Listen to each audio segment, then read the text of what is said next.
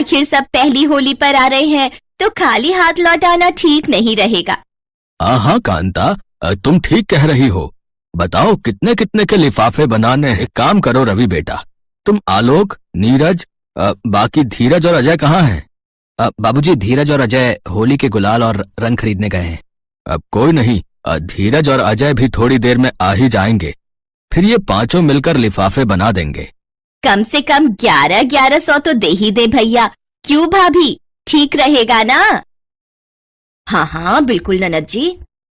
ठीक है बहन, मैं लिफाफे बनवा लेता हूँ। उस समय देख लेंगे जिसको जैसे देना होगा। मम्मी, मेरे ससुराल वालों को ड्राई फ्रूट वाले दही भल्ले बहुत पसंद है, और साथ में हरी चटनी और इमली की चटनी भी अगर खजूर डालकर उनको परोस देंगे तो बहुत खुश होंगे वो लोग भी। मैंने सोचा आपको बता दूं। अरे तुम क्यों चिंता करती हो बेटी, तुम जैसे ननद जी की बेटी हो वैसे इस घर की भी बेटी हो। मैं अभी बहुओं से कह देती हूँ, वो तैयारी कर लेंगी। उन लोगों ने तो कल शाम को आना है ना। बहुओं जरा इधर आओ। अभी होली के पकवान बनाकर फुर्सत ही मिली थी कि तभी कल्याणी ने एक ऑर्डर और चला दिया, और वो भी ड्राई फ्रूट वाले भल्ले और मीठी चटनी और हरी चटनी का। सब बहुओं ने मिलकर बढ़िया से दही भल्ले तैयार किए। अंजू के ससुराल वाले बहुत ही चटोरे स्वभाव के थे। वो तो मिनटों में ही सारे पकवान गपागप खा रहे थे। बहुत ही स्वादिष्ट भल्ले, पापड़ी, गुजिया, समोसे, आहा, और बाकी पकवान सचमुच खाने में बहुत ही बढ़िया है। यहाँ कोई प्रसिद्ध हलवाई की दुकान से मंगवाए होंगे आपने। कल्याणी जितनी देर में कुछ कहती उतनी देर में अंजू बोल पड़ी। सासू माँ, ये सारे पकवान मेरी भाभीयों ने बनाए हैं। जब से मामी जी के घर मेरी प्यारी पांचों भाभियां आई हैं, तब से त्योहारों की रौनक ही बढ़ गई है। होली, दिवाली, तीज, दशहरा, जितने भी त्योहार हैं, भाभियां खुद से ही बहुत स्वादिष्ट पकवान बनाती हैं। अंजू बिल्कुल सही कह रही है बहन जी। कल्याणी भाभी की पांचों बहुओं के आ जाने से यहाँ ऐसा लगता है मानो अन्नपूर्णा का वास है। सासू माँ, भले ही मेरे अपने सगे भाई भाभी नहीं है, पर मामी जी के घर मुझे भाई भाभियों का बहुत प्यार मिलता है। मेरी भाभियां लाखों में एक हैं। वो तो मैं देख ही रही हूँ, जितनी खातिरदारी इन लोगों ने हमारी की है। सचमुच दिल खुश हो गया। आज बुआ जी और अंजू के मुंह से अपनी इतनी तारीफ सुनकर बहुएं खुशी से फूली नहीं समाती।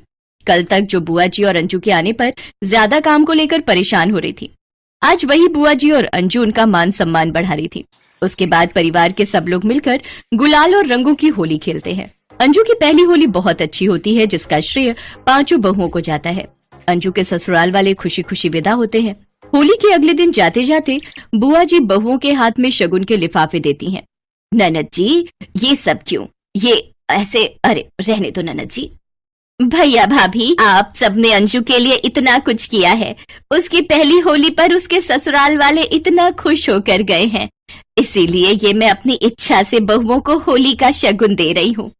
उसके बाद बुआ जी पांचों बहुओं को शगुन का लिफाफा देती हैं और अंजू के साथ खुशी खुशी विदा होती हैं। उनके जाने के बाद जब बहुएं लिफाफा खोलकर देखती हैं तो हैरान रह जाती हैं। 2100 रुपए का शगुन।